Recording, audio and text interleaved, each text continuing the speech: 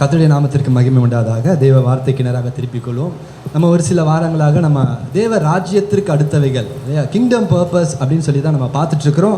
இந்த நாள்லையும் பிரியமானவர்களே, அந்த தேவ ராஜ்யத்தில் ரொம்ப முக்கியமான ஒரு காரியம் நம்ம பார்க்க போகிறோம். என்ன அப்படின்னா, கனிகளை குறித்து.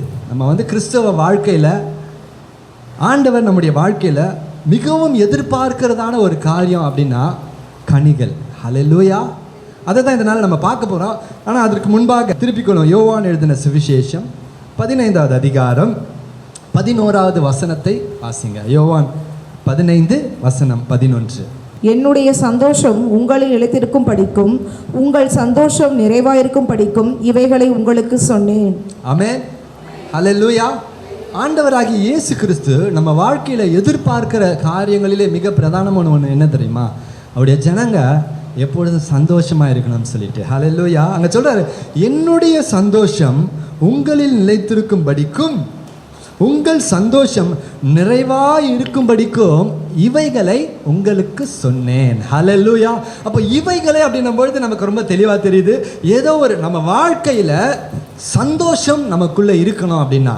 சந்தோஷம்ன்றது ஆவிக்குரிய கனிகளில் கனியில் ஒன்று இல்லையா? ஆவிக்குரிய கனி கனிகள் கிடையாது, அது எல்லாம் சேர்ந்து 9 சுவையும் சேர்ந்து ஒரு கனி, அது கனின்னு தான் சொல்லுவாங்க. ஃப்ரூட் ஆஃப் த ஸ்பிரிட் தான். ஹல்லேலூயா. பாருங்க, அந்த கனியில் ஒரு கனி தான் சந்தோஷம். இயேசு கிறிஸ்து சொல்றாரு தம்முடைய சீஷர்களோட பேசும்பொழுது, என்னுடைய சந்தோஷம் உங்களில் நிலைத்திருக்கும் படிக்கும். அப்படின்னா என்ன அர்த்தம்? ஆண்டவர் நம்மோடு கூட இருக்கும் பொழுது அவர் ஒரு சந்தோஷத்தை கொடுக்கிறார். ஹல்லேலூயா. ஆனால் அந்த சந்தோஷம் என்ன பண்ணுது அப்படின்னா, நிறைய நேரத்தில் நமக்குள்ள நிலைச்சிருக்கிறதே இல்லை. காற்றுல மாவு பறந்து போகிற மாதிரி தான் அடிக்கடி நம்ம லைஃப்பில் சந்தோஷம் பறந்து ஒன்றுமே இருக்காது கடைசியில். அதற்காக நம்ம பார்த்திங்கன்னா, ஏதோ ஒரு பிரச்சனைக்காக ஒரு நாள் முழுவதும் வருத்தப்பட்டிருப்போம். மறுநாள் யோசித்து பார்த்தால, ச்சே இதுக்காக நான் இவ்வளோ வருத்தப்பட்டேன் அப்படின்னு எத்தனை பேர் யோசிச்சிருக்கிறீங்க? நிறைய நேரத்தில். ஆனாலும் அடுத்த முறை அந்த மாதிரி ஒரு பிரச்சனை வரும்பொழுது ஒன்றுமே இருக்காது, ஒரு சாதாரண விஷயமா இருக்கும். எப்படி சொல்லலாம்னா, யாராவது நம்ம குறித்து ஏதாவது சொல்லியிருப்பாங்க, ஏதாவது பேசியிருப்பாங்க. ஒருவேளை நேருக்கு நேர் பார்த்து பேசும்போது இல்லையா, கொஞ்சம் முகதாட்சணியம் இல்லாமல் ஏதாவது ஒரு சின்ன விஷயம் நடந்திருக்கும். அது நிமித்தமாக ஆண்டவர் நமக்கு அவர் சொல்றார் பாரு, என்னுடைய சந்தோஷம். ஹல்லேலூயா. ஹல்லேலூயா. நம்முடைய சந்தோஷம் இல்லை, அவருடைய சந்தோஷத்தை நமக்கு ஆண்டவர் கொடுத்திருக்கிறாரு. அது மாத்திரம் இல்லை, அந்த சந்தோஷம் என்ன பண்ணுமா, நிறைவாக இருக்கும்படிக்கு இவைகளை நான் உங்களுக்கு சொன்னேன். ஹல்லேலூயா. இந்த யோவான் எழுதின சுவிசேஷம் 15வது அதிகாரம் எதை குறிச்சும் இல்லை, கனிகளை குறித்து அறிவிக்கின்றது. பாருங்கள், இன்னைக்கு வரங்கள் அப்படின்னு சொல்லி நம்ம அநேக இடங்களில் கேள்விப்படுகிறோம், பார்க்குறோம். ஆனால் ஒரு பெரிய ஊழியக்காரர் இப்படியே எழுதியிருக்கிறாரு, வரங்கள் பரலோகத்துக்கு உத்தரவாதம் அல்ல, கனிகளே பரலோகத்துக்கு உத்தரவாதம் அளிக்கிறது. ஆமென். புரியுதுங்களா? ஆவிக்குரிய வரங்கள் ஒரு வரம் கூட இல்லாமல் நீங்கள் பரலோகத்துக்கு போக முடியும். ஆனால் கனி இல்லாமல், கலாத்தியரில் ஆண்டவர் சொல்றார் இல்லையா, இப்படிப்பட்டவைகளை செய்கிறவர்கள் தேவ ராஜ்யத்திற்குள் பிரவேசிப்பதில்லை என்று உங்களுக்கு. அதில் என்னன்னு பார்த்தீங்கன்னா, மாம்சத்தின் கிரியைகளை சொல்லியிருப்பார், இப்படிப்பட்டவைகளை செய்கிறவர்கள். அப்போது அதை தொடர்ந்து சொல்றார், ஆவியின் கனியோ அன்பு, சந்தோஷம், சமாதானம், நற்குணம் என்று சொல்லி ஒரு 9 குணங்களை அங்கே பேசுகிறத பார்ப்போம். பிரியமானவர்களே, எனக்கு கிறிஸ்தவ வாழ்க்கையில் தேவன் நமக்குள்ள இந்த வனாந்திர வாழ்க்கையில் அவர் செயல்படுத்தி கொண்டிருக்கிற ஒரு காரியம் என்ன அப்படின்னா, அந்த 9 கனியும் நம்முடைய வாழ்க்கையில் உருவாகும் அளவும் ஆண்டவர் நம்ம விட மாட்டார். ஹல்லேலூயா. ஒருவேளை சிலர் நம்ம சொல்லலாம், எனக்கு பொறுமையே இருக்க மாட்டேங்குது. எத்தனை பேர் சொல்றீங்க, எனக்கு பொறுமையே இருக்க மாட்டேங்குது பாஸ்டர்? பொறுமையே எத்தனை பேர் சொல்றீங்க? கையெல்லாம் தூக்க வேண்டாம், கையே தூக்க வேண்டாம். ஆனால் ஆண்டவர் சொல்றாரு, பொறுமை மாத்திரம் இல்லை அப்படின்னா நான் உன்னை பரலோகத்துக்கு சேர்த்துப்பேன் அப்படின்னு சொல்லவே இல்லை. எல்லா வகையிலையும் நம்ம கிறிஸ்துவை போலவே நம்ம மாற நம்ம அழைக்கப்பட்டிருக்கிறோம். பாருங்க. ஹல்லேலூயா. பார்த்தீங்கன்னா, ஆதியாகமம் துவங்கி வெளிப்படுத்தின விசேஷம் வரைக்கும் துவக்கமே என்ன தெரியுமா சொல்றார் ஆண்டவர்? நீங்கள் பலுகி பெருகி, ஐ திங்க் ஆதியாகமம் 2:22 நினைக்கிறேன், நீங்கள் பலுகி பெருகி பூமியை நிரப்புங்கள். தமிழில் ஆங்கிலத்தில் என்ன தெரியுமா? B fruitful. ஹல்லேலூயா. ரெவலேஷன் அங்கே கனியை துவங்கி முதல் பிரச்சனையே கனியில் தான் ஆரம்பிச்சது இல்லை ஐயா? ஏதேன் தோட்டத்தில் முதல் பாவமே கனியில் தான் ஆரம்பிச்சது. கனியில் ஆரம்பித்து நம்முடைய லைஃப் எதில் முடியுதுன்னா கனியில் தான் முடிகிறது. ஹல்லேலூயா, ஹல்லேலூயா. உற்சாகமாக இருக்கிறீங்களா? ஒரு ஆமென் சொல்லுங்கள். சரி, நம்ம இந்த நாளில் வாசிக்கலாம். யோவான் எழுதின சுவிசேஷம் 15வது அதிகாரம் முதலாவது 1-2 வசனங்களை மாத்திரம் வாசிப்போமா நம்ம. நான் மெய்யான திராட்சை செடி, என் பிதா திராட்சை தோட்டக்காரர். என்னில் கனி கொடாதிருக்கிற கொடி எதுவோ அதை அவர் அறுத்து போடுகிறார். கனி கொடுக்கிற கொடி எதுவோ அது அதிக கனிகளை கொடுக்கும்படி அதை சுத்தம் பண்ணுகிறார். போதும், அது வரைக்கும் நம்ம தியானிக்கலாம். முதல்ல இந்த வசனம் சொல்லுகிறது, நான் மெய்யான திராட்சை செடி, என் பிதா திராட்சை தோட்டக்காரர். ஹல்லேலூயா. இந்த வார்த்தைகளை தேவன் எப்போ சொல்கிறார் அப்படின்னா, ஆண்டவர் தம்முடைய சீஷர்களை விட்டு எடுக்கப்படும் நாளில். இதுக்கு முன்னாடி அதிகாரத்தை நீங்கள் வாசித்து பார்த்தீங்கன்னா, நான் போகிறது உங்களுக்கு நலம், பிதாவின் இடத்துல அநேக வாசஸ்தலங்கள் உண்டு, அப்படி இல்லாததான் நான் உங்களுக்கு சொல்லியிருப்பேன், அந்த இடத்திற்கு நான் உங்களை அழைத்து போகும்படிக்காக மறுபடியும் வரப்போகிறேன்.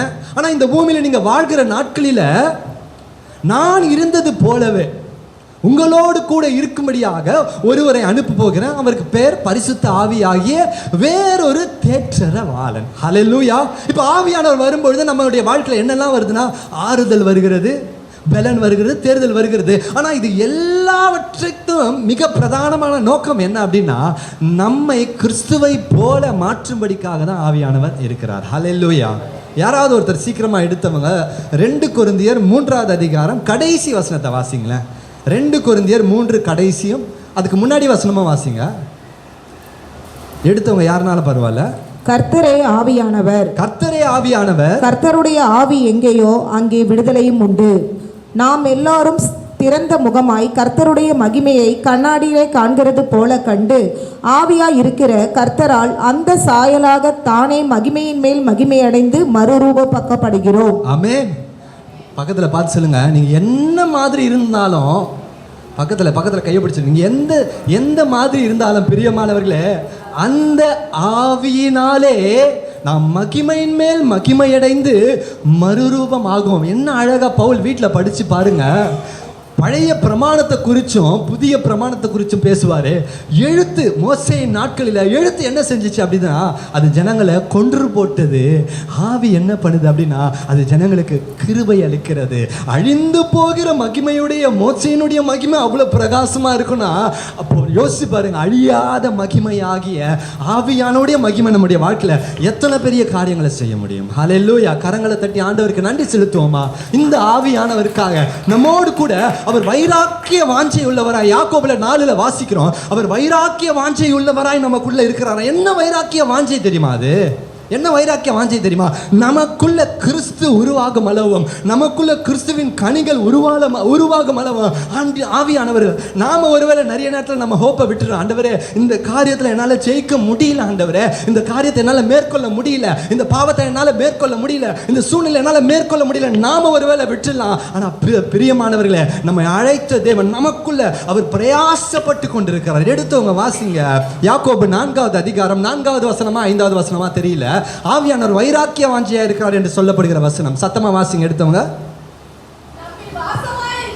நம்மில் வாசமா இருக்கிற ஆவியானவர் என்னமா நம்மிடத்தில் வைராக்கிய வாஞ்சியா இருக்கிறார் என்று வேத வாக்கியம் வீணாய் சொல்லுகிறது என்று நினைக்கிறீர்களா? நீங்க யாக்கோபை முழுசா வாசிச்சு பார்த்தீங்க அப்படின்னாவே ஒன்றும் இல்லை, மாம்சத்திற்கும் ஆவிக்கும் உள்ள பிரச்சனை தான். ஹல்லேலூயா, ஹல்லேலூயா. சோதிக்கப்படுகிற எவனோ அவன் எதனால, எப்படி நீங்க உங்களுடைய இச்சையினால் இழுக்கப்பட்டு தான் நீங்க சோதிக்கப்படுகிறீங்க அப்படின்னு தொடர்ச்சி அவர் சொல்லிக்கிட்டு வருகிறாரு. ஆனாலும் பிரியமானவர்களே, நம்மில் வாஞ்சியா இருக்கிற ஆவியானவர், நம்மில் வாழ்கிற ஆவியானவர், அவர் வைராக்கிய வாஞ்சியா இருக்கிறார். என்ன வைராக்கிய வாஞ்சி தெரியுமா? கிறிஸ்து நமக்குள்ள உருவாக்கப்பட வேண்டும். ஹல்லேலூயா, ஹல்லேலூயா. ஆவியின் கனியை நமக்குள்ள காணும் வரைக்கும் அவர் நம்ம விட மாட்டார். ஒருவேளை நம்ம யோசிப்போம், ஆண்டவரே இத்தனை பிரச்சனை பாடுகளுக்குள்ள நான் போகிறேன், ஆண்டவரே ஏன் என் வாழ்க்கையில் பிரச்சனை? ஹல்லேலூயா. அதுக்கான பதில தான் 14வது அதிகாரத்தில் சொல்ல, நான் ஆவியானவரை அனுப்புவேன். அந்த ஆவியானவர் என்ன தெரியுமா செய்வார்? உங்களுக்குள்ள கனி உண்டாகும்படிக்காக கிரியையை நடப்பிப்பார். ஹல்லேலூயா, ஹல்லேலூயா. நானே மெய்யான திராட்சை செடி.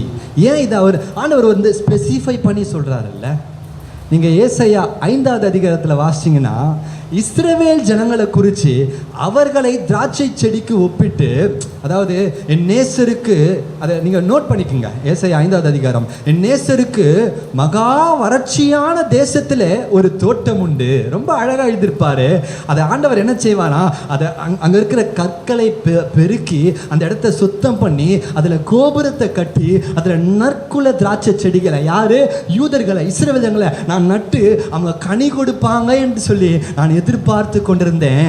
அவர்களோ எனக்கு கசப்பான கனிகளை கொடுத்தார்கள் என்று சொல்லி இஸ்ரவேல் ஜனங்களை குறித்து அங்க பேசுறாரு. ஹல்லேலூயா. அந்த இடத்துல அதே நேரத்தில் பார்த்தீங்கன்னா அந்த யூதா தேசத்துல அநேக ஒரு விதமான திராட்சை பழம் உண்மையாகவே இருக்குது. அந்த அது பார்ப்பதற்கு திராட்சை பழத்தை போலவே காட்சியளிக்கும், அதே போல எடுத்து சாப்பிடணும் போல இருக்கும். ஆனால் அதனுடைய சுவை எப்படி இருக்கும் அப்படின்னா கசப்பு நிறைந்ததாக இருக்கும். அதுதான் ஆண்டவர் உவமானமாக எடுத்து சொல்லுகிறார். ஹல்லேலூயா. எனக்கு ஒருவேளை 2 காரியங்களை பார்க்கலாம். ஒன்று கனி இல்லாத தன்மை, இன்னொன்று எப்படி இருக்குனால பார்க்கும் பொழுது கனி காணப்படுகிறது போல இருக்கு. ஆனால் எத்தனை நேரம் நம்ம அதை எடுத்து அப்படின்னு சொல்லும்பொழுது எப்படி சொல்லலாம் அப்படின்னால, ஒருவேளை நீங்கள் இப்போ பாஸ்டர் எடுத்தீங்களா, பார்க்கறதுக்கு ஒருவேளை பொறுமைசாலி மாதிரி அப்படி இல்லையோ, பார்க்குறதுக்கு ஒருவேளை பொறுமைசாலி மாதிரி தெரியுது. ஆனால் பாஸ்டர்கிட்ட பக்கத்தில் போனால் தான் தெரியுது அவருடைய கனி என்ன. நான் சொல்கிறது புரியுதுங்களா? என் லைஃப்லேருந்தே நான் உதாரணம் சொல்கிறேன்ல. நம்ம பார்க்குறதுக்கு ரொம்ப சாந்தமாக இருக்கிறது போல தெரியும், பார்க்குறதுக்கு கோபப்படாதவங்களை போல இருக்கிறத போல தெரியும், பார்க்குறதுக்கு அன்புள்ளவங்களை போல இருக்கிறத போல பார்க்குறதுக்கு தெரியும். உங்களை தூரமாக பார்த்தா அன்பு அப்படின்னு சொல்லுவாங்க. ஆனால் கொஞ்சம் உள்ளே போனோன்னு வச்சுக்கிங்களேன், அப்போ தான் ஆஹா கசப்பாக இருக்குதே இந்த பழம் புளிக்குதேன்னு சொல்கிற அளவுக்கு இன்றைக்கி நம்ம லைஃப் அப்படி தான் இருக்குமா? நம்ம லைஃப் நானும் ஒன்று விதி விலக்கில் எல்லாமே அதுக்காக பிரயாசப்பட்டுருக்குறோம். ஆனால் ஆண்டவர் என்ன சொல்கிறார், நீங்கள் ஏசாயாவாதீங்க வீட்டில் போய் படித்து பாருங்கள். ஆண்டவருடைய ஏமாற்றம் தெரியும் அந்த இடத்துல. நேசருக்கு ஒரு பாட்டை பாடுவேன். அவர் ஒரு பாடலாக சொல்கிறார், நேசருக்கு ஒரு புது பாட்டை பாடுவேன். பெர்க்மன்ஸ் அந்த பாட்டாவே பாடிட்டார். எபினேசருக்கு புது பாட்டை பாடுவேன், பாசத்தோடு பாடுவேன், ஆனந்தமே என்னாலுமே அப்பாவும் சமூகத்திலே, ஆனந்தமே என்னாலுமே அப்பாவும் சமூகத்திலே. ஹல்லேலூயா. அந்த மாதிரி ஏசாயா துவங்குறாரு. அங்கே சொல்லி 2வது வசனம் மாத்திரம் வாசிங்களேன். ஏசாயா 5:2 மாத்திரம் வாசிங்க. பாருங்க, ஒரு இதில் கனியை எதிர்பார்க்குறாரு அப்படின்னா எப்படி எதிர்பார்க்குறாரு? முதல்ல ஃபர்ஸ்ட் ஆண்டவர் என்ன செய்கிறாருன்னா, இப்போ நம்ம லைஃப்பில் கூட சும்மா எதுவுமே செய்யாமல் நீ கனி கொடுலாம் இல்லை. முதல்ல கர்த்தர் வேலி அடைக்கிறார் நம்மை சுற்றிலும். என்ன வேலி அடைக்கிறார் அப்படின்னா, எதுவும் மிருக ஜீவன்கள் வந்து அந்த கனி உருவாகாதபடிக்கு அந்த திராட்சை செடியை மேய்த்து போடாதபடிக்கு. அப்போ ஆக்சுவலாக பார்த்தீங்கன்னா அப்படி இருந்து நமக்குள்ள கனிலனா இன்னைக்கு நிறைய நேரத்தில் மிருகங்கள் வருதோ இல்லையோ, வேலியை யார் உடைக்கிறவங்களா இருக்கிறோம்? நம்ம தான் உடைக்கிறோம். அப்படியே வாசிங்கம்மா. அவர் அதை வேலி அடைத்து அதிலுள்ள கற்களை எல்லாம் பொறுக்கி அதிலே நற்குல திராட்சை செடிகளை நட்டு, அதுல நற்குல அதாவது நல்ல எப்படி சொல்றது, நல்ல பிரீடு திராட்சை செடிகளை நட்டு அதன் நடுவில் ஒரு கோபுரத்தை கட்டி எதுக்கு தெரியுமா? அதான் அந்த திராட்சை தோட்டம் மேய்ந்து போகாதபடிக்கு அதை கண்காணிக்கும்படியாக ஒரு கோபுரத்தை கட்டி அதில் ஆலையையும் உண்டு பண்ணி, ஆலயம் என்ன ஆலை எதற்காக அப்படின்னா, இந்த திராட்சை பழம் நிறைய கனி கொடுக்கும், அதுக்கப்புறம் அந்த தோட்டம் கூட எடுத்தார் தெரியுமா? அதே போலதான் அதுல ரசம் கிடைக்கும் அப்படின்னு சொல்லிட்டு ஆலையையும் கட்டி அது நல்ல திராட்சை பழங்களையும் தரும் என்று காத்திருந்தார். அதுவோ கசப்பான பழங்களை தந்தது. ஹல்லேலூயா. ஆண்டவர்ல ஏதோ ஒரு சந்தோஷமாக அதை சொல்லலை. ஏசாயா தீர்க்கதரிசியின் மூலமாக தன் துக்கத்தை பேசுகிறார். அதுவோ கசப்பான பழங்களை தந்தது. இன்னைக்கு பிரியமானவர்களே, அதனால தான் ஆண்டவர் அவங்கள எல்லாரையும் தள்ளிட்டு இன்னைக்கு உங்களையும் எங்களையும் தெரிந்து கொண்டு அதே மாதிரி தான் நமக்கு கோபுரத்தை கட்டி வேலி அடைத்து நம்மளை பாதுகாத்து நம்மோடு கூட பரிசுத்த ஆவியானவரை கொடுத்து அது நற்குல திராட்சை செடிகளை தரும் என்று சொல்லி, கொடிகளை தரும் என்று சொல்லி எதிர்பார்த்திருக்க இன்றைக்கு நாம் எப்படிப்பட்ட கனியுள்ளவர்களாய் காணப்படுகிறோம்? நான் சொன்னதை நல்லா மனசில் வச்சுக்கோங்க. வெளியே பார்க்கும்பொழுது அது திராட்சை பழம் போல் இருக்கும். நான் அதை எடுத்து ருசிக்கும் பொழுது, அந்த சூழ்நிலை வரும்பொழுது அது கசப்பாய் மாறிவிடுகிறது. அது என்ன அப்படின்னா ஆண்டவருக்கு ஏமாற்றத்தை கொடுக்கிறது. ஹல்லேலூயா, ஹல்லேலூயா. பாருங்கள், அப்போது இஸ்ரவேலில் அதே போல் அநேக திராட்சை படி இருக்குது. இன்னொன்று, இயேசு கிறிஸ்து இந்த பிரசன்னத்தை பேசுகிற நாட்களில் எப்படின்னா, தேவ ஆலயத்துக்கு வெளியில் கோல்டன் ஒயின் அப்படின்னு சொல்லிட்டு அங்கே அழகாக தங்கத்திலேயே செஞ்சு வச்சிருக்கிற ஒரு ஒயின் இதெல்லாம் இருக்குது. ஏன்னா அவங்களுக்கு இப்போ யூதர்களை பொறுத்த வரைக்கும் அந்த ஆலயம் தான் அவங்களுக்கு விக்கிரகமாக மாறி போயிடுச்சு ஒரு கட்டத்தில். அந்த சூழ்நிலையில் ஆண்டவர் சொல்கிறாரு, நானே மெய்யான திராட்சை செடி, என் பிதா திராட்சை தோட்டக்காரர். ஹல்லேலூயா, ஹல்லேலூயா. இப்போ தோட்டக்காரர் உடைய முதல் எதிர்பார்ப்பு என்னவா இருக்கும்? தோட்டக்காரருடைய முதல் எதிர்பார்ப்பு என்னவா இருக்கும்? கனி கிடைக்கும். எண்ணில் கனி கொடாது இருக்கிற கொடி எதுவோ அதை அவர் அறுத்து போடுகிறார். கனி கொடுக்கிற கொடி எதுவோ அதை சொல்லுங்க, இன்னும் கனிகளை கொடுக்கும்படிக்கு சுத்தம் பண்ணுகிறார். இப்போ இந்த கனி கொடாத கொடி அப்படின்றது என்ன அப்படின்னா, இப்போ ஆண்டவர் என்ன சொல்றேன்னா, அதை அவர் அறுத்து போடுகிறார். யாரு? தோட்டக்காரர். இதை நான் இப்படி யோசிக்கிறேன் பாருங்களேன். இது உடனே நடக்குமா அப்படின்னா உடனே நடக்காது. அந்த கொடி அந்த செடியோடு இருக்கும், அது வளர்ந்து கொண்டே இருக்கும், அவர் பார்த்துக்கிட்டே இருப்பார். அதை அவர் அறுத்து போடுறோன்னா உடனே கிடையாது, கனி இல்லாமல் அப்படியே இருக்கும், இலைகள் மாத்திரம் இருக்கலாம். அதில் நேரம் வரும்பொழுது அதனுடைய முடிவு என்ன அப்படின்னா ஒரே ஒரு முடிவு தான், கனி இல்லை அப்படின்னா உன்னை நான் விதைச்சதும் உன்னை நான் நட்டதும் வேஸ்ட்டு. ஹல்லேலூயா. அப்போ அடுத்தது சொல்கிறாரு, கனி கொடுக்குற கொடி எதுவோ அது அதிக கனிகளை கொடுக்கும்படிக்கு அதை இப்போ தான் நமக்கு புரியும். ஏன் ஆண்டவரே என் வாழ்க்கையில் ஒன்று மாற்றி ஒன்று ஏதாவது ஒரு பிரச்சனை வந்துக்கிட்டே இருக்குதே ஆண்டவரே. அதாவது எப்படி சொல்லுவேன், என்னால் முடியல. இது எப்படி இருக்குன்னா, இல்லை கனி கொடுக்கலன்னா கூட கொஞ்ச நாள் ஆண்டவர் பார்ப்பாரு, அப்படியே அதை டிஸ்டர்பே பண்ண மாட்டார். கனி இல்லையா, நல்லா போயிட்டு இருக்கோம் லைஃபு, டிஸ்டர்பே பண்ண மாட்டார். இதை நல்லா புரிஞ்சுக்குங்க நீங்கள், டிஸ்டர்பே பண்ண மாட்டார். ஆனால் திடீர்னு பார்த்தா அது செடியில் இருக்காது, செடியிலேருந்து அறுக்கப்பட்டு எரிந்து போடப்படும். பிரச்சனை என்ன தெரியுமா, கனி கொடுக்குறோன்னு நம்ம முடிவு பண்ணிட்டோம் அப்படின்னா இதில் எப்படி இருக்குல்ல பார்க்கும்போது என்ன ஆண்டவரே, கனி கொடுக்காத கொடியை சுத்தமாக விட்டுறன்றீங்க. உங்களில் கனி கொடுக்குற கொடி எதுவும், நீங்கள் யார் கொஞ்சம் தேவனுக்காக பயபக்தியோடு வாழலான்னு நினைக்கிறீங்களோ, கிறிஸ்து இயேசுவின் நிமித்தம் தேவ பக்தியாய் நடக்க மனதாக இருக்கிற யாவரும், கேட்குறதுக்கே நல்லா இல்லைல்ல, கஷ்டமாக இருக்குது. ஆனால் அது அந்த அதிகாரத்தை எல்லாம் சொல்லிட்டு முடிச்சுட்டு ஏசப்பா சொல்லிட்டாரு, என்னுடைய சந்தோஷத்தை உங்களுக்கு என்ன ஆண்டவரே சந்தோஷத்தை கொடுக்குறேன்றீங்க. கனி கொடுக்காத கொடி எதுவோ இல்லை கனி கொடுக்குற கொடி எதுவோ, ரொம்ப அழகாக இருக்குது பாருங்கள். அப்போ நம்ம லைஃப்பில் பிரச்சனைகள் அதிகமாக இருக்குது அப்படின்னு நான் நல்லா முடிவு பண்ணிக்கோங்க, நீங்கள் கனி கொடுக்குற கொடி. ஆமென், ஹல்லேலூயா. ஆண்டவருக்கு இப்போ 100 இருக்குது அப்படின்னா இல்லையா, 90 ஓகே, 10 சும்மா ஒரு எக்ஸாம்பிளுக்கு சொல்கிறேன். இப்போ சர்மிளா சிஸ்டருக்கு ஒரு 80 இருக்குது, 20 பிரச்சனை இருக்குது. இவங்களுக்கு ஒரு 90 இருக்குது, ஒரு 10 பிரச்சனை இருக்குது அப்படின்னு எக்ஸாம்பிளுக்கு எடுத்துக்கிட்டோம் அப்படின்னா, இல்லை ஒருத்தவங்களுக்கு பார்த்தா 50 தான் இருக்கும், 40 மீதி 50 பிரச்சனை இருக்கும். ஆண்டவரில் எல்லாருக்கும் ஒரே மாதிரி தான் ஒர்க் பண்ணிகிட்ருப்பார். நல்லா புரிஞ்சுக்குங்க. அவங்கள விட நான் பெட்டராக இருக்கிறேனே, அவங்கள விட நான் வளர்ந்துருக்கிறேனே, அவங்கள விட நான் கனி கொடுக்குறேனே, அவங்கள விட நான் பொறுமையாக இருக்கிறேனே, அவங்கள விட முதல்ல அந்த கிறிஸ்தவத்தில் கம்பேரிசனே இருக்கக்கூடாது. அவங்கள விட நான் பெட்டர். நம்ம யாரோட நம்மளை கம்பேர் பண்ணிக்கணும் அப்படின்னா, இயேசுவோடு கொண்டு போய் நம்ம வச்சா நம்ம எப்படி இருக்கிறோம்? அது வாழ்க்கை ஃபுல்லாக நடக்காதுல்ல. நம்ம ஆண்டவரோட பெட்டர் ஆக முடியுமா? சரி, அதனால் இயேசுவை விட்டுடலாம். இயேசு தெய்வம் அப்படின்னு வச்சுக்கோங்க. சரி, மனுஷரை எடுத்துப்போம், ஒரு பவுலையோ ஒரு பேதரையோ எடுத்துப்போம். அட்லீஸ்ட் அங்கேயாவது அங்கே நம்ம போக மாட்டோம்ல, அவங்களோட பேதுருவோட நான் பெட்டர்னு யாராவது சொல்ல முடியுமா? பவுலோட பெட்டர்னு யாராவது சொல்ல முடியுமா? ஆனால் நமக்கு கீழே இருக்கிறவங்கள தான் நம்ம பார்க்க, அதனால பிரயோஜனம் இல்லை. ஆண்டவருடைய குணாதிசயம் எப்படின்னா 90 இருக்கும், 10 தான் இருக்காது. 50 இருக்கும், 50 இருக்காது.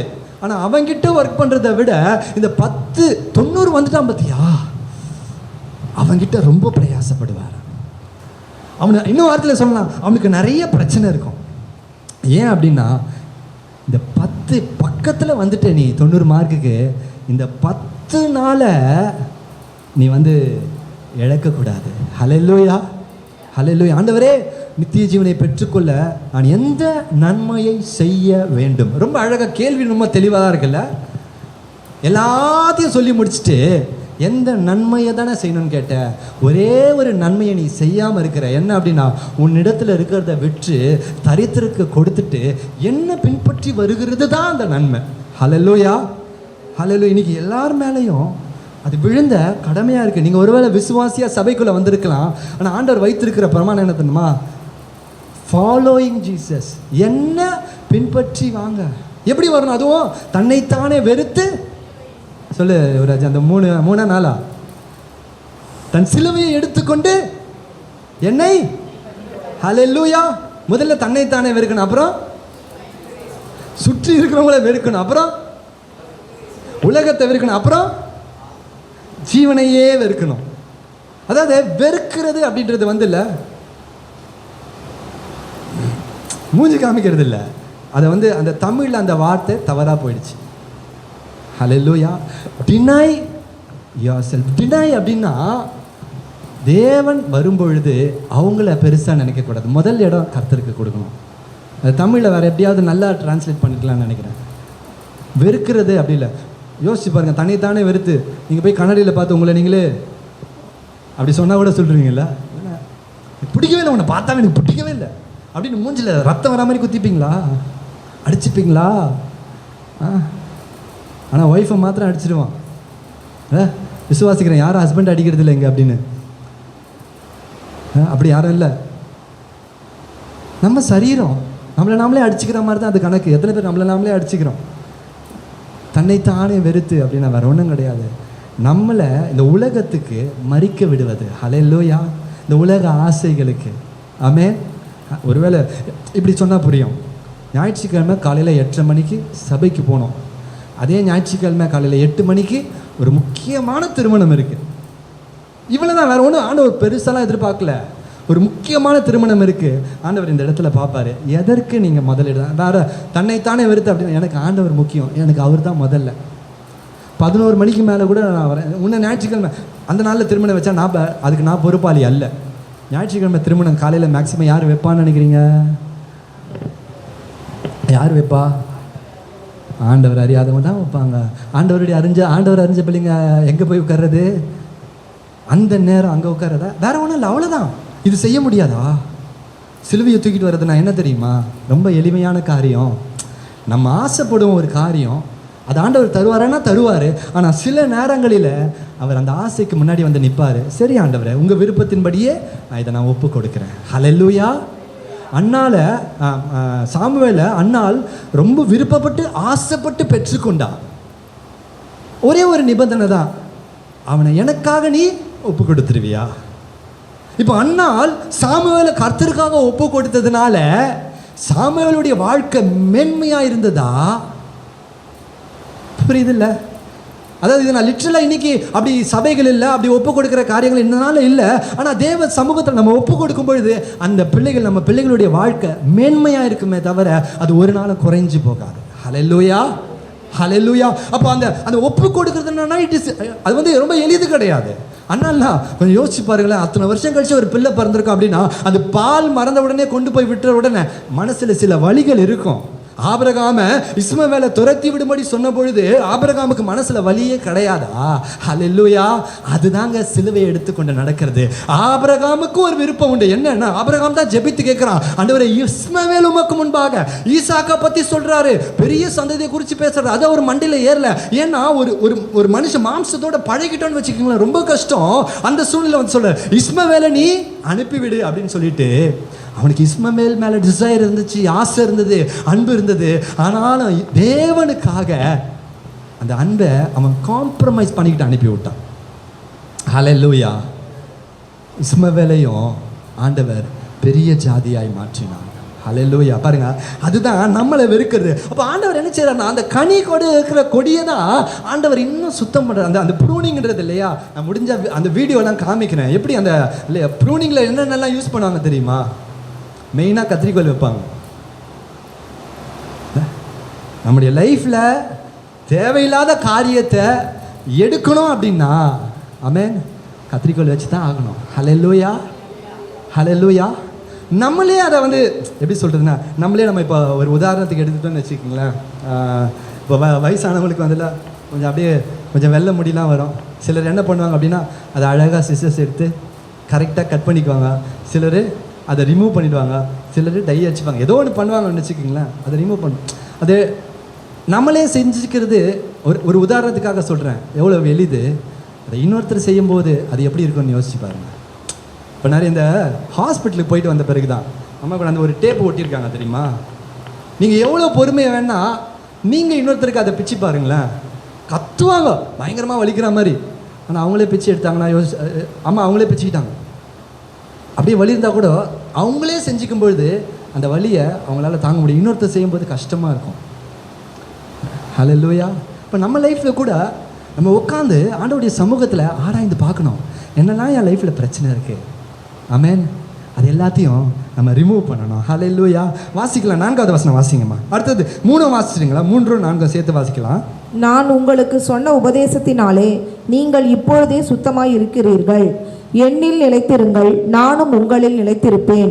கொடியானது திராட்சை செடியில் நிலைத்திராவிட்டால் அது தானாய் கனி கொடுக்க மாட்டாதது போல நீங்களும் என்னில் நிலைத்திருக்காவிட்டால் கனி கொடுக்க மாட்டீர்கள். ஆமென். ஹல்லேலூயா. நான் உங்களுக்கு சொன்ன உபதேசத்தினால இப்பொழுது நீங்கள், அப்போ கர்த்தருடைய வார்த்தை நம்ம என்ன செய்யுது? ஹல்லேலூயா. அப்போ கொடியா இருக்கிற நாம கனி கொடுக்கணும் அப்படின்னா நம்ம சுத்தம் செய்யப்பட வேண்டும். அந்த சுத்தம் செய்வதற்கு மிக பிரதானமான ஒரு கருவி, ஒரு ஆயுதம் அப்படின்னா ஆண்டவருடைய பிரசன்னம், ஆண்டவருடைய வார்த்தை. ஹல்லேலூயா. ஏசாயா 6வது அதிகாரத்தில் நீங்கள் வாசிக்கினா அந்த ஏசாயா ஒரு தரிசனத்தை பார்க்குறான். உயரமும் உன்னதமான சிங்காசனத்தில் கர்த்தர் வீற்றிருக்கிறத. அது வரைக்கும் ஏசாயா யாரு? கர்த்தரால் தெரிந்து கொள்ளப்பட்ட தீர்க்கதரிசி தான். ஆனால் தேவ பிரசன்னத்துக்குள்ளே போன பொழுது அதே ஏசாயா என்ன தெரியுமா சொல்கிறாரு? நான் அசுத்த உதடுள்ள மனுஷன், அசுத்த உதடுள்ள ஜனங்கள் நடுவில் வாசம் பண்ணுகிறேன். ஹல்லேலூயா. ஒன்றும் இல்லை, உங்களை நீங்களே ஆராய்ச்சி பண்ணி பார்க்கணும் எப்படிப்பட்டவங்க அப்படின்னா இல்லை. நான் உங்களுக்கு ஒரு ஆப்ஷன் கொடுக்குறேன். ஒரு நாளைக்கு என் கூட ஒரு எப்படி சொல்கிறது, ஒரு டைம் மாதிரி செட் பண்ணிக்கிட்டு இதே ஆலயத்துக்கு 1 டே ஃபாஸ்டிங் பாஸ்டர் அப்படின்னு சொல்லிட்டு ஒன்றுமே நம்ம பண்ண வேண்டாம், வந்துட்டு இந்த இடத்துல அமர்ந்து நீங்கள் ஜெபம் மாத்திரம் பண்ணுங்க. அந்த தேவ பிரசன்னம் வரும்பொழுது நம்ம யாருன்னு நமக்கு தெரியும். இன்றைக்கி அதெல்லாம் உண்மையிலே சொல்லட்டுமா, அதெல்லாம் தெரியறதில்லை. நான் இன்றைக்கி அந்த அந்த அந்த பிரசங்கத்தில் தொடர்ந்து நான் எழுதி வச்சுருக்கிறேன். எது நம்ம அதை நம்மளை யாருன்னு அடையாளம் காட்டி கொடுக்கும்? கர்த்தருடைய பிரசன்னம், ஜெபம் அப்படின்லாம் சில நேரத்தில் சொல்கிறோம். அதை குறித்து நம்ம பார்க்கலாம். பாருங்கள், இப்போ அடுத்த வசனம் பார்த்தீங்கன்னா, என்னில் நிலைத்திருங்கள், நானும் உங்களில் நிலைத்திருப்பேன். அப்போ ஆண்டவர் ரொம்ப தெளிவாக இந்த இடத்துல ஒரு கண்டிஷனோடு பேசுகிறாரு. அவர் அழைச்சிட்டாரு, எல்லாம் உண்மைதான். அவர் தெரிந்து கொண்டது உண்மைதான். முந்தி அவர் நம்மிடத்தில் அன்பு கூர்ந்தது உண்மைதான். ஆனால் ஒரு காரியம் தெளிவாக பேசுகிறாரு, என்னில் நிலைத்திருங்கள். ஹல்லேலூயா. ஆங்கிலத்தில் பியூட்டிஃபுல்லாக இருக்கும். ஆங்கிலத்தில் என்னன்னா, அபைட் இன் மீ அப்படின்னா என்ன அர்த்தம் தெரியுமா? கொடி, அந்த அந்த செடியில், திராட்சை செடி. அப்போ திராட்சை கொடியோடைய வேலை என்ன தெரியுமா? எப்பொழுதும் செடியோட அட்டாச் ஆயே இரு. ஹல்லேலூயா, ஹல்லேலூயா. அப்போ செடியில் கொடியானது அட்டாச் ஆயே இருக்கும் பொழுது இல்லை, அந்த செடியுடைய எல்லா சாரமும், கொடிக்குன்னு தனியாக சாரம் கிடையாது. கொடிக்கு ஒன்று எங்கே இருந்தோம், அதுக்கு தனி வேர் கிடையாது. அது செடியோட இணைந்திருக்கிற வரைக்கும் தான் அந்த கொடிக்கு பலனாக இருக்கிறது. ஹல்லேலூயா. அதுக்கு தனியாக அது. அப்போ எங்கேருந்து சாரம் வரும்? செடி யாரு? செடி யாரு? செடி யாரு? இயேசு கிறிஸ்து. என்ன இப்படி முதலுக்கே மோசமாக போயிடுச்சு ஏசப்பா? செடி இயேசு கிறிஸ்து. நல்லா கவனிக்கணும். கொடி யாரு? மறுபடியும் நான் சொல்கிறேன், இயேசு கிறிஸ்து செடி, கொடி நம்ம பிதா தோட்டக்காரர். மறக்கவே மறக்காதீங்க. இப்போ பார்த்தீங்கன்னா அந்த செடியில் இருக்கிறது எல்லாமே நமக்கு வரணும்ல. இங்கே தானே நம்ம சந்தோஷம் உதைக்குது, இங்கே தானே நம்ம சமாதானம் உதைக்குது. நம்ம இன்னைக்கு காலையில் இந்த பிரசங்கத்தை எடுத்துகிட்டு வரும்போது ஆண்டவரே நான் இதை பிரசங்கம் பண்ணணுமான்ற கேள்வியோடு தான் வந்தேன் நான். ஏன்னா பல நேரத்தில் தேவராஜ்யம் புசிப்பும் குடிப்பும் அல்ல, தேவராஜ்யம் நீதி, சந்தோஷம், சமாதானம். பாதி நேரம் இல்லை, முக்கால்வாசி நேரம் இல்லை. யார் ஈஸியாக சந்தோஷத்தை சமாதானத்தை இன்றைக்கி இழக்கிறது பார்த்தா அப்படின்னா புறஜாதியான் கிடையாது, கிறிஸ்தவர்களாகிய நாம தான். சின்ன சின்ன காரியத்துக்கெல்லாம் நம்முடைய சந்தோஷத்தை இழந்து விடுவோம். பாருங்களேன், இங்கே ஆண்டவர் சொல்ல, என்னில் நீ நிலைச்சிடு, நானும் உங்கள் நிலைத்திருப்பேன். கொடியானது திராட்சை செடியில் நிலைத்திராவிட்டால் அது தானாய் கனி கொடுக்க மாட்டாது. நீங்கள் எதிர்பார்க்குற சந்தோஷம், நீங்கள் எதிர்பார்க்குற சந்தோஷன்றது ஆவியின் கனி, சமாதானம் ஆவியின் கனி, சாந்தம் ஆவியின் கனி, நீடிய பொறுமை ஆவியின் கனி. இது எதுவுமே கிடைக்காது. அது கிடைக்கணும்னா ஒன்றே ஒன்று தான் பண்ணோம், நீங்கள் என்னில் நிலைத்திருங்கள். Condition apply. Abide in me, then I abide in you. Hallelujah. யாக்கோபு 4வது அதிகாரம் 6வது வசனமா, அவரை தேடுங்கள்னு ஒரு வார்த்தை வரும்ல, ஒரு வசனம் எடுத்துட்டீங்களா? கண்டுபிடிக்கலையா? தேவனிடத்து சேருங்கள். சொல்லு, வாசிங்க. தப்பா இருந்தாலும் பரவாயில்ல, வாசிங்கம்மா. நீங்க பாருங்க எப்படி இருக்கு. தேவனிடத்தில் சேருங்கள், அப்பொழுது அவர் உங்களிடத்தில் சேருவார். ஏசாயா 55வது அதிகாரம் மறுபடியும் 6வது வசனம் நினைக்கிறேன். அங்கே இதே மாதிரி உண்டு. கர்த்தரை தேடுகிற சமயத்தில் தேடுங்க, அவரை கண்ட சமயத்தில் வாசிங்க.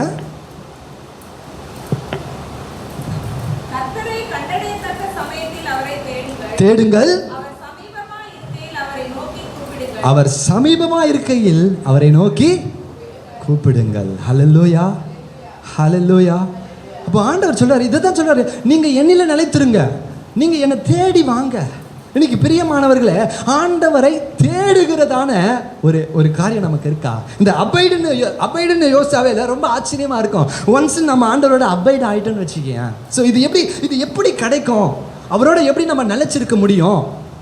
எப்படி அவரோட நம்ம கலந்திருக்க முடியும்? ஹல்லேலூயா, ஹல்லேலூயா. கொஞ்சம் யோசிச்சு பாருங்க, எப்படி அவரோட நம்ம எப்பொழுதும் நிலைச்சிருக்க முடியும் அப்படின்னு பார்த்தீங்கன்னா, முதலாவது நம்முடைய ஜெபத்தின் மூலமாக. ஹல்லேலூயா. அப்போ பிரியமானவர்களே, ஜெபம், பாஸ்டர் நான் ஜெபம் செய்கிறேன், நான் ஜெபம் பண்ணிக்கிட்டு தான் இருக்கேன். நீங்கள் யாருமே ஜெபம் பண்ணிங்களான்னு கேட்டால் எஸ்ன்னு சொல்லுவீங்க. அப்புறம் வேதம் வாசிக்கிறீங்களான்னு சொன்னால் ஆமான்னு சொல்லுவீங்க. விசுவாசம் நமக்குள்ளே இருக்குதானா ஆமான்னு சொல்லுவீங்க. அதை தான் நான் அவ்வளோதான் நான் எழுதி வச்சிருக்கிறேன். அப்போ ஜெபம் பண்ணுறோம், ஆனால் நமக்கு ஏன் நமக்கு அந்த சந்தோஷம் கிடைக்க மாட்டேங்குது? அப்போ முதல்ல நல்லா கவனிக்கணும், ஜெபம் அப்படின்றது ஏதோ கடமைக்காக பண்ணுறது இல்லை. ஜெபம் நம்ம போய் ஆண்டவருடைய சமூகத்தில் உட்காரோம் அப்படின்னா, அதாவது இதை நீங்கள் உங்கள் லைஃப்பில் செஞ்சீங்க அப்படின்னா உங்கள் லைஃப் ஆசீர்வாதமாக இருக்கும்.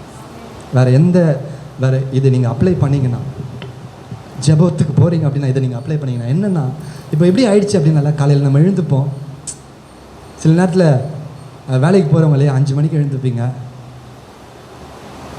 அப்படியே எழுந்துக்கிற நேரத்தில் கொஞ்சம் தூக்கம் தள்ளும். சரி, இன்னும் ஒரு 10 நிமிஷம், ½ அன் ஹவர் ஆண்டவருக்கு ஸ்பெண்ட் பண்ணலாம்னு நினச்சிருப்போம். கடைசியில் ஆண்டவருக்கு 15 நிமிஷம் ஆகிடும். அந்த 15 நிமிஷத்தில் நம்ம வேகமாக காரியங்களை செய்து ஆண்டவரை எப்படி சொல்கிறது, இழுக்கணும்னு ட்ரை பண்ணுவோம். என்ன ஒரு திருப்தி தரமா கிடைக்கும் நமக்கு? ஜெபம் பண்ணோன்னு சொன்ன ஒரு திருப்தி கிடைக்குமே தவிர, தேவன் நம்ம கூட இருக்கிற அந்த திருப்தி கிடைக்காது. அபைட் இன் ஹிம், அவரோட நம்ம அபைட் ஆகணும் அப்படின்னா என்ன தெரியுமா?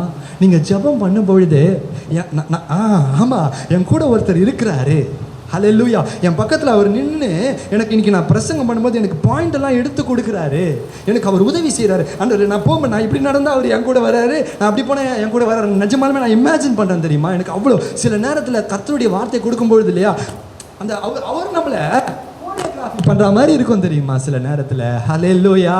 அது நம்ம ஒரு நாளுக்காக இல்லை, பிரசங்கத்திற்காக இல்லை, நம்முடைய லைஃப்பில் ஒவ்வொரு மார்னிங்கும் நம்ம எழுந்து, அப்போ 5 மணிக்கு எழுந்தால் அது நடக்கலை அப்படின்னா, பிரியமானவர்களை, நான் கடந்த நாட்களில் பிரசங்கம் பண்ணேன், 1ஆம் தேதி பிரசங்கம் பண்ணேன், இஸ்ரவேலை காக்கிறவர் உறங்குவதும் இல்லை, அவர் தூங்குவதும் இல்லை.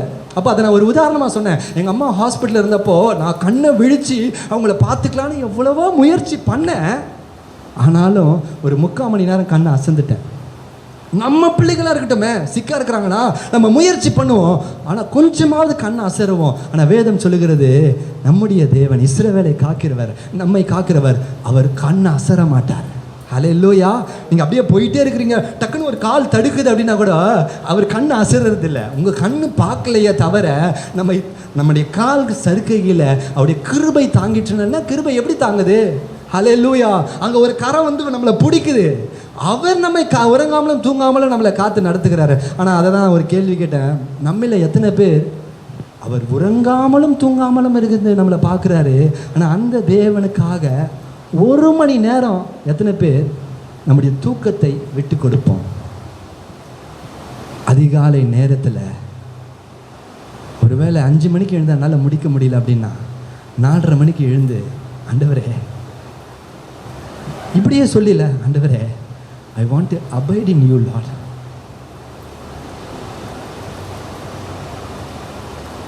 ஆண்டவரோட சேர்ந்து நடக்கிற ஒரு சந்தோஷம். இங்கிலீஷில் தான் எனக்கு அந்த பாட்டு தெரியும். ஒரு முறை நம்ம கிறிஸ்டோஃபர் என்னை பாடி காமிச்சாங்க, அவங்க எழுதின பாட்டு. இவங்க அதை அவங்க எக்ஸ்பிளைன் பண்ணி காமிச்சாங்க. உண்மையிலே எனக்கு அப்படி இருந்தது. எப்படி இருந்ததுன்னா, அந்த பாட்டு என்னன்னா, Jesus is the world for me, my joy, my hope, my song. If ever I live for him, the champion of my cause. என்னன்னா, இயேசுவே நீங்கள் தான் என் உலகம், என்னுடைய சந்தோஷம், என்னுடைய நம்பிக்கை, என்னுடைய எல்லாமே. இஃப் எவர் ஐ லிவ், நான் வாழணும்னு நினச்சா நான் உமக்காக வாழ்வேன் அப்படின்னு அந்த முதல் வரிகளை சொல்லிட்டு, அடுத்தது அவர் நடந்தே காமிச்சார், கூட ஒருத்தரை கூப்பிட்டு, the joy of walking hand in hand to feel his warm embrace. அதாவது கையோடு கோர்த்து நடப்பது எத்தனை இன்பம். ஹல்லேலூயா, ஹல்லேலூயா. பிரியமானவர்களே, இன்னைக்கு அந்த கிருபையை தேவன் யாருக்கோ கொடுக்கல. இன்னைக்கு இங்கே அமர்ந்து கொண்டு இருக்கிற தேவன் உங்களை என்னை ஆண்டவர் எதற்காக தெரிந்து கொண்டார் தெரியுமா? ஏதோ ஒரு பாஸ்டரோடு சேர்ந்து ஊழியம் செய்யணும், ஏதோ ஒரு சகோதரரோடு சேர்ந்து ஊழியம் செய்யணும், இதெல்லாம் பிரதான நோக்கம். அவரோடு கூட சேர்ந்து முதல்ல இயேசு தம்முடைய சீஷர்களை அழைத்து முதல்ல சொன்ன தெரியுமா, அவர்கள் தம்மோடு இருக்கவும். ஹல்லேலூயா. இன்னைக்கு ஆண்டவர் நம்முடைய வாழ்க்கையில் எதிர்பார்க்கறது என்ன தெரியுமா? நான் உன்னோடு கூட இருக்கணும்னு ஆசைப்படுறேன். எனக்கு நீ இடம் கொடுப்பியா? will you abide in me? என் கூட சேர்ந்து நடப்பியா? அப்படிதான் ஒருத்தர் நடக்க ஆரம்பிச்சார். அவர் பேர் என்ன தெரியுமா? ஏனோக்கு ஆண்டவர் 6000 வருஷம் கதையை சொல்றார். நான் ஷார்ட்டா சொல்லிடுறேன். யூதால எழுதி இருக்கிறார், பரிசுத்தவான்கள் வரப்போகிறத, 1000 தூதர்களோடு வரப்போகிறத ஏனோக்கு எழுதி இருக்கிறான். ஏனோக்கு கிட்ட ஆண்டவர் பேசுறாரு. Oh my God, 6 வருஷம் நடக்க போகிறது. அப்போ இயேசு வரப்போகிறத சொல்லியிருப்பார்ல முதல் வருகையை. அப்படி எல்லாம் அதை பேசிக்கிட்டே வர்றாரு. அவன் அப்படியே 2 பேரும் சேர்ந்து இல்லை, அப்படியே சந்தோஷமாக நடக்கிறாங்க. அதில் ரொம்ப ஆச்சரியமான வசனம் என்னென்னா, நம்ம சொல்லுவோம், எனக்கு குடும்பம் இருக்குது, குட்டி இருக்குது, பிரச்சனை இருக்குது, இது எவ்வளோ ப்ராப்ளம் இருக்குது பாஸ்டர். அந்த மாதிரிலாம் ஏனோக்கு மாதிரிலாம் நான் வேதம் ரொம்ப அழகாக போட்டிருக்கேன். ஒரே வசனம் தான் ஏனோக்கை பற்றி. 2 வசனம். ஒரு வசனம் சொல்லுவோம், ஏனோக்கு அவன் தேவனோடு சஞ்சரித்து கொண்டிருந்து கமா போட்டு குமாரரையும் குமாரத்திகளையும் ப்ளூரல்ல பெற்றெடுத்தான். ஒரு பிள்ளை 2 பிள்ளை இல்லை, அநேக பிள்ளைகளை பெற்றெடுத்தான். ஆனால் வேதம் சொல்லுது, அப்படியே நடந்து அவனோட பேசிக்கிட்டே ஆண்டவர் போகிறாராம். இல்லை, நான் நோவாவுக்கு தெரியாதது ஏனோக்கு தெரியும். என்ன, நான் பேழையை அவன் உண்டு பண்ணுவான், நான் இந்த ஜனத்தை அழிக்க போகிறேன், ஆனாலும் ஏனோக்கு கைவிட மாட்டேன். நான் இயேசுவை அனுப்பிட்டு இவங்க எல்லாருக்கும் இன்றைக்கி பாரு, இந்த அழிஞ்சு பண்ண எனக்கு மனசு கஷ்டம் வரும், எனக்கு எல்லாம் எனக்கு தெரியும், அதுக்கு அவங்கள குறித்து நான் பரிதபிப்பேன், அதனால் நான் மறுபடியும் இயேசுவை அனுப்புவேன், அவர் ரட்சகராய் வந்து எல்லாரையும் மீட்டெடுப்பார், அவங்களுக்கு கிருபையை கொடுப்பேன், ஆனாலும் அவர்களை நியாயம் தீர்க்க மறுபடியும் நான் வருவேன் அப்படின்னு எல்லாம் சொல்லிக்கிட்டே வராரு. பரலோகம் வந்துருச்சு. பார்க்குறாரு, இதுக்கப்புறம் நீ போகணுன்னு ஆசைப்படுற, என்ன சொல்லியிருப்பான்னு நினைக்கிறீங்க? ஏனோக்கு அப்படியே கூடிய நடந்தால் எப்படி இருந்திருக்கேன்? அட போங்க ஆண்டவரே, என் பிள்ளைங்களாவது குட்டிகளாவது நீங்கள் பார்த்துக்குவீங்க. அது யார் தெரியுமா சொல்ல முடியும்? அவரோடு நடக்கிற ஒரு மனுஷன். ஏன் இன்னைக்கு நம்ம லைஃப்பில் அந்த மாதிரி நம்ம முயற்சி பண்ணுறதே இல்லையே? ஆண்டவரோடு நடக்கணும். காலையில் எழுந்து நம்ம ஏதோ கடமைக்காக ஜெபம் பண்ணிட்டு போயிடுறோமா? அப்போது நம்ம அப்படி கடமைக்காக ஜெபம் பண்ணால் நம்ம ஆண்டவரோட அபைடாக இருக்க முடியாது. தூக்கத்தை நம்ம இழந்து தான் ஆகணும். உங்களுக்காகவும் எனக்காகவும் அவர் உறங்காமலும் தூங்காமலும் இருக்கிறாரு. யோசிச்சு பாருங்களேன். உங்களுக்காகவும் எனக்காகவும் அவர் தம்முடைய பரலோக மகிமையை இழந்தார். வேதம் யோவான் 1 சொல்லுகிறது, பிதாவின் மடியில் இருக்கிற ஒரே பேரானவர். இப்படி ஜானிக்கா என் மடியில் இருக்கிற போல நான் இமேஜின் பண்ணிக்கிறேன். நான் இமேஜின் லிட்ரலாக இல்லாது அவ்வளோ க்ளோஸு, அவ்வளோ க்ளோஸு. நம்ம யாரை கூப்பிட்டு மடியில் உட்கார வச்சுப்போம்? இல்லை, ஹானஸ்ட்டாக சொல்லுங்கள். சும்மா தெரியாத ஆள் ஒரு எங்கன்னா ஒரு ஃபங்க்ஷன் போன டக்குன்னு யாரையும் கூப்பிட்டு நமக்கு தெரிஞ்சவங்க அதில் ஒன்று போன உடனே பார்த்தா ஒரு 4-5 பேர் இருப்பாங்க தெரிஞ்சவங்களே. அதில் நமக்கு பிடிச்சவங்கள தான் இல்லை. அப்படி போல் பிதாவின் மடியில் இருந்தார் அவர். அவருக்கு என்ன மகிமை இல்லை பரலோகத்தில், ஆனால் உங்களுக்காகவும் எனக்காகவும் எல்லாத்தையும் விட்டுட்டு வந்துட்டார். அந்த வந்த தேவன் இந்த காலை நேரத்தில் ஒன்று தான் கேட்குறாரு நம்மக்கிட்ட, என்ன அப்படின்னா, என் கூட சேர்ந்து நடப்பீங்களா? will you walk with me? அந்த வார்த்தை எவ்வளோ இருக்க சொல், என்னில் நிலைத்திருங்கள். நான் பாதி தான் வந்திருக்கிறேன், நம்ம அப்புறமா தொடருவோம். என்னில் நிலைத்திருங்கள், நானும் உங்களில் நிலைத்திருப்பேன். என் கூட இருந்தீங்க, என் கூட இருங்களேன். எப்படி கேட்குறாருல ஆண்டவர், கெஞ்சிரா போல இருக்கு. If you abide in me I abide in you. நம்ம சொல்லிடுறோம்ல, பாட்டு கூட பாடணும், உலகத்தில் இருக்கிறவரிலும் எங்களில் இருக்கிறவர். ஆனால் எங்களில் இருக்கிறவர் பெரியவாக இருந்தால் நம்ம லைஃப்பில் இன்றைக்கி இப்போ நம்ம போயிட்டுருக்கிற பாதையில் நம்மளால் மேற்கொள்ள முடியுமா முடியாதா சொல்லுங்களேன்? முடியுமா முடியாதா சிஸ்டர்? சொல்லுங்கள், நீங்கள் தான் சொல்லணும். ஆமேன்னு சொல்லுங்கள், ஒரு ஆமேன்னு சொல்லுங்கள், ஒரு அல்லேலூயா, ஹல்லேலூயா. அப்போது பெரிய காரியங்களை நம்ம லைஃப்பில் பார்க்கணும் அப்படின்னா ஒன்று தான், அபைட் இன் ஹிம். அவரோட ஒட்டிக்கிட்டே இருக்கணும். ஆமேன், ஹல்லேலூயா, ஹல்லேலூயா. பிள்ளை வயிற்றில் இருக்கும் பொழுது அம்மாவோட எந்த அளவுக்கு ஒட்டிக்கிட்டே இருக்கோ அந்த அளவுக்கு தான் அதுக்கு நரிஷ்மெண்ட், போஷாக்கு, பலன் எல்லாமே. ஏதோ நம்ம அதுக்கப்புறம் போயிட்டு நம்ம வேலைகளில் நம்ம செயல்களை இல்லை. ஹல்லேலூயா. எப்படியெல்லாம் ஆண்டவரோட ஒட்டிட்டு இருக்கலாம் தெரியுமா? ஜெபத்தின் மூலமாக, வேத வாசிப்பின் மூலமாக, வேத தியானம் மூலமாக. டைம் ஆயிடுச்சு, அந்த தியானத்தை குறிச்செல்லாம் நான் அப்புறம் எடுக்கிறேன். வேத தியானத்தின் மூலமாக வாசிக்கிறது முக்கியம். அதே மாதிரி காலைல படிச்சுட்டு போகிறேன்னு வச்சுக்கலாம், ஒரு வசனம் நீங்கள் படிச்சுட்டு போயிட்டீங்கன்னு வச்சுக்கிங்களேன். அந்த நாட்களில் என்னுடைய பழைய போதகரில் அவர் ஒரு அருமையான ஒரு ஆலோசனை கொடுப்பார். நான் செஞ்சுருக்கிறேன். என்ன அப்படின்னால, நீங்கள் காலையில் பைபிள் எடுத்து படிங்க, ஏதாவது ஒரு வசனம் உங்களை தொடர்ந்து தெரியுமா, அதை ஒரு பேப்பரில் எழுதி அதை கட் பண்ணி உங்கள் பாக்கெட்டில் வச்சுக்கோங்க. எப்போல்லாம் உங்களுக்கு ஞாபகம் வருது அந்த வசனத்தை எடுத்து பாருங்கள். நான் ஏன் இதெல்லாம் சொல்கிறேன் தெரியுமா? These are the steps. நான் ஆண்டவரோடவே அபைடாக இருக்கணும், அவரோட சேர்ந்து நடக்கணும். ஹல்லேலூயா, ஹல்லேலூயா. செல்வரணியை பார்த்தா எனக்கு மரியாள் மாதிரியே தெரியுது. ஹல்லேலூயா, ஆண்டவரோட சேர்ந்து நடக்கணும், அவரோடவே இருக்கணும். இல்லை, அந்த சந்தோஷத்தை நீங்கள் ஏற்கனவே எக்ஸ்பீரியன்ஸ் பண்ணியிருப்பீங்கள்ல, இந்த தேவ பிரசன்னத்தோடு இருக்கிற சந்தோஷத்தை. நமக்கு தெரிஞ்சதை தான் சொல்கிறேன். அதை ஏன் எப்பவுமே நாம் பண்ணக்கூடாது? ஏன் எப்பவுமே அதை நம்ம வாஞ்சிக்கக்கூடாது? அவ்வளோதான் கேட்குறாரு ஆண்டவர். யூ அபைட் இன் மீ, நீ எப்பவுமே என் கூட இரு, என்னில் நிலைத்திரு, நான் உங்களை நிலைத்திருப்பேன். அப்பொழுது ஹல்லேலூயா, நீங்கள் தானாய் கனி கொடுக்க மாட்டீர்கள், நீங்கள் என்னை நிலைத்திராவிட்டால் கனி கொடுக்க மாட்டீர்கள். நானே திராட்சை செடி, நீங்கள் கொடிகள். ஒருவன் என்னிலும் நான் அவனிலும் நிலைத்திருந்தால் அவன் மிகுந்த கனி கொடுப்பான். ஹல்லேலூயா, ஹல்லேலூயா. நம்ம இதை தொடர்ந்து கர்த்தருக்கு சித்தமானால் நம்ம அடுத்த வாரம் தியானிக்கலாம். ஏன்னா இன்றைக்கி ப்ராக்டிஸ்லாம் இருக்கிறதுனால இந்த ஒரு காரியத்தை நீங்கள் ஞாபகம் வச்சுக்கோங்க. இந்த ஒரு காரியத்தை உங்கள் இருதயத்தில் எடுத்துகிட்டு போங்க. ஆண்டவர் இன்றைக்கி என்ன சொன்னார், நம்ம வாழ்க்கையில் என்ன பேசினார்? அவர் அவர் அவர் திராட்சை தோட்டக்காரராக இருக்கிறார். கொஞ்சம் யோசிச்சு பாருங்களேன். நான் யோசித்து பார்த்தேன். அதாவது தோட்டக்கார வேலைன்றது ஒரு சாதாரண வேலை. ஆண்டவர் தம்முடைய பிள்ளைகளுக்காக நாம கனி கொடுக்கணும் அப்படின்றதுக்காக அந்த வேலையை அவர் எடுத்து, அவர் அதோடைய பராமரிக்கிறவராக, அதோடைய ஹெட்டாக, தோட்டத்தினுடைய முதலாளியாக அங்கே நிற்கிறாரு. இயேசு கிறிஸ்துவை அந்த இடத்துல திராட்சை செடியாய் வைக்கிறாரு. நம்ம அவரோடு இணைந்திருக்கிற கொடிகளாய் காணப்படுகிறோம். ஹல்லேலூயா, ஆமென். ரெண்டாவது பார்த்தோம், கனி கொடுக்குற கொடி எதுவோ அதை அவர் சுத்தம் பண்ணுகிறார். ஹல்லேலூயா. அப்போ நம்ம லைஃப்பில் ப்ராப்ளம்ஸ் மேலே ப்ராப்ளம்ஸ் இருக்குது அப்படின்னா அதை குறித்து கவலைப்படாதீங்க. அந்த சூழ்நிலையில் நம்ம சந்தோஷம் வேணும் அப்படின்னா அதான் இன்றைக்கி பார்த்தோம், அபைட் இன் ஹிம். அவரோட நம்ம சேர்ந்துருக்கும் பொழுது அவர் சந்தோஷம் நம்ம சந்தோஷம், அவர் துக்கம் நம்ம துக்கம். ஹல்லேலூயா.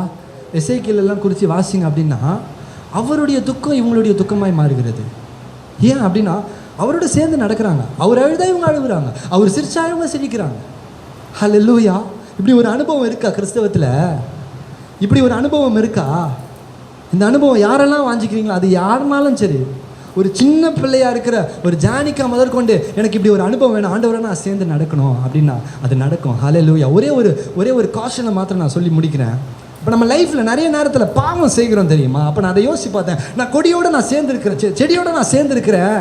அப்போ நான் பாவம் செய்யும்பொழுது என்ன செய்வேன் அப்படின்னா, இல்லையா பிரியமானவர்களே, நம்ம செடியோடு சேர்ந்துருக்கும் போது, ஏன்னா ஆண்டவரோட சேர்ந்திருக்கிறவனால பாவம் செய்ய முடியாது. ஹல்லேலூயா. நீங்கள் 1 யோவான் 5வது அதிகாரத்தில் நீங்கள் வாசித்து பார்த்தீங்கன்னா தெரியும். விசுவாசிக்கிறவன், கர்த்தருடைய பிள்ளையாக இருக்கிறவன், அவன் பாவம் செய்ய முடியாது. அவனுக்கு பாவம் என்ன தெரியாது, அவனுக்கு வராது. அப்போ அவன் என்ன செய்கிறோம்? நம்ம அப்போ பாவம் செய்யும்போது என்ன தெரியுமா செய்கிறோம்? நிறைய நேரத்தில் கொஞ்ச நேரம் அந்த செடியை விட்டு நம்மை பிரித்து கொள்கிறோம். அதனால தான் ஆண்டவர் சொல்றாரு, டு நாட், ஆண்டவர் separate you from the world. இந்த உலகத்திலிருந்து உங்களை பிரித்து கொள்ளுங்க. நம்ம நிறைய நேரத்தில் என்ன பண்ணுறோம்னா தேவனிடத்திலிருந்து நம்மை பிரித்து கொள்ளுகிறோம். அதனால தான் அது முடியும் பொழுது தான் நமக்கு தெரியும் நான் எவ்வளோ பெரிய தவறு செஞ்சேன் என்று சொல்லி. அந்த சூழ்நிலையில் நான் தேவனோடு இணைந்து இல்லாததினாலே, நான் தேவனோடு நடக்காததினாலே, நிச்சயமாக சொல்கிறேன், அதாவது ரோமரில் வாசிங்கன்னா சொல்லுங்க, ஆவியின்படி நடக்கிறவர்களுக்கு ஆக்கினை தீர்ப்பு இல்லை. மாம்சத்தின்படி படைத்தீர்களானால் நீங்கள் சாவீர்கள், ஆவியில் நடக்கிறவர்களுக்கு ஆக்கினை தீர்ப்பு இல்லை. அப்போ ஆவியில் நடக்கிறது அப்படின்னா என்ன தெரியுமா? ஆண்டவரோட சேர்ந்து நடப்பது, அவருடைய பிரசனத்திலேயே நடக்கிறது, அவருடைய வார்த்தையோடு இணைஞ்சிருக்கிறது, அவரோடவே சேர்ந்து போகும் பொழுது பிரியமானவர்களே, நம்முடைய வாழ்க்கையில் எல்லா தீங்கும் பொல்லாப்புக்கும் நம்மை விலக்கி பாதுகாத்து கொள்ள முடியும். ஹல்லேலூயா, ஹல்லேலூயா. நம்ம கண்களை மூடி இந்த வேளையில் ஜெபிக்கலாம்.